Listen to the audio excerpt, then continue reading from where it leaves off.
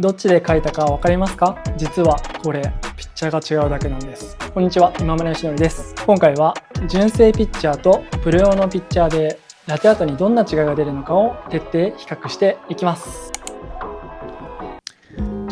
こちらが汎用ピッチャーとプロ用のピッチャーです。汎用のピッチャーは Amazon やオンラインストア、雑貨店で手に入るモデルで価格は1500円前後です。サイズは12オンスで小さめです。スパウトは少し丸くて広めです。プロ用のピッチャーは台湾の WPM という会社のモデルです。世界的にシェアがあって国内外で使用しているバリスタが圧倒的に多いです。サイズは15オンスと汎用ピッチャーに比べると3オンス大きいです。注ぎの精度が高く上級者がよく使っています。ピッチャーの取っ手の大きさが違うので汎用ピッチャーとプロ用のピッチャーでは汎用ピッチャーの方では持ち方に大きな制限がかかります。サイズ感は違えどピッチャーとしての見た目は似ています。しかし注ぎ感やコントロールのしやすさ、アートの描きやすさに大きな差が出ます。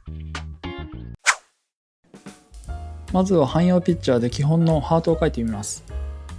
まずサイズが小さいのでミルクをたくさん入れるとかさ上げの注ぎ始めのパートがかなりコントロールがしにくいです。注ぎ口がやや太いのでフォームがドバッと出やすい印象でした。低い位置で繊細に注ぐのがコツです。スパウトのコントロールが難しくて線を細くしたり形を調整するのがやや大変な印象でした。今日は3つの絵柄を描きましたが、ハートは一番ピッチャーの形の違いを感じない絵柄でした。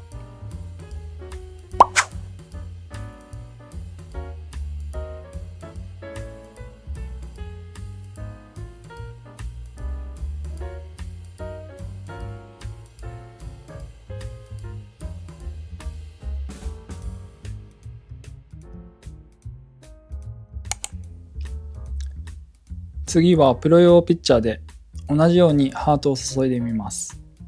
ピッチャーサイズが適正でかさ上げの初めのパートがかなり描きやすい印象がありました。注ぎ口も細いためミルクの出る量が安定して各ラインも自由自在に調整できました。特にリーフやスワンなど細やかな動きが必要な後ではこの違いがはっきり現れます。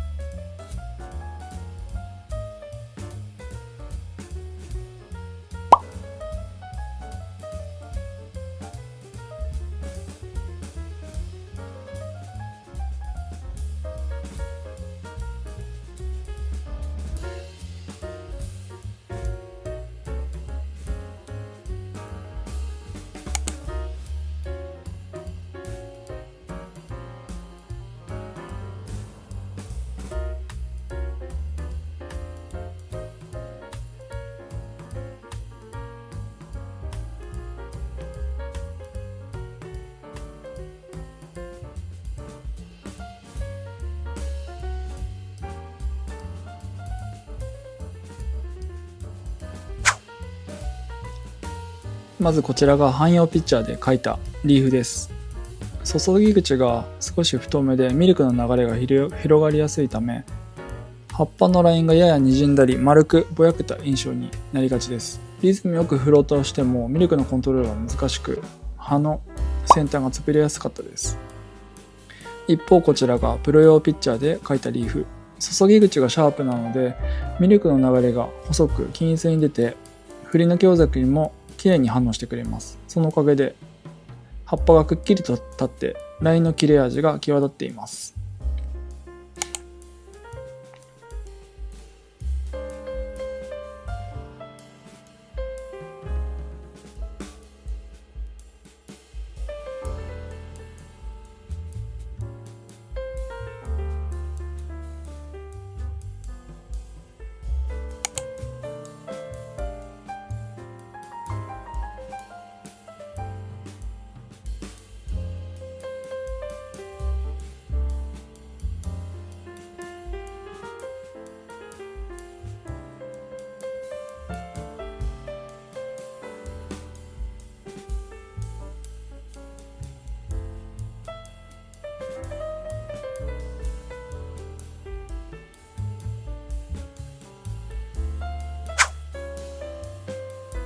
まずこちらが汎用ピッチャーで描いたスワンです。注ぎ口が太いため、首のラインを引くときにミルクが広がりすぎてしまい、首が太くなったりくちばしが滲んでしまうことがあります。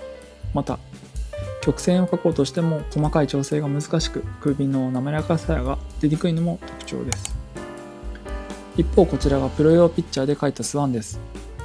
注ぎ口がシャープなので首のラインがスーッと細く引けて、曲線の美しさも自然に出やすくなります。くちばしの先端もコントロールしやすく、最後の仕上げが綺麗に決まります。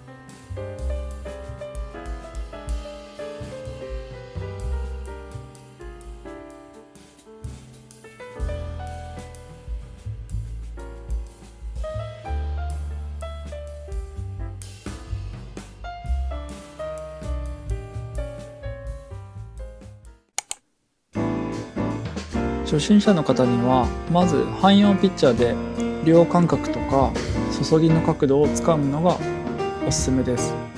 一方リーフやスワンを本格的に練習したい方はプロ用ピッチャーに早めに切り替えるのが近道だと思います。道具でこんなに変わるのかと感じたらぜひ一度試してみてください。今回はピッチャーの違いによってラテアートがどう変わるのかを体感していただきました。次回はステローザで大会作品に挑戦っていう無謀かもしれないけど面白いチャレンジをやってみようと思います。よかったらチャンネル登録して次の挑戦も一緒に見届けてください。最後までご視聴ありがとうございました。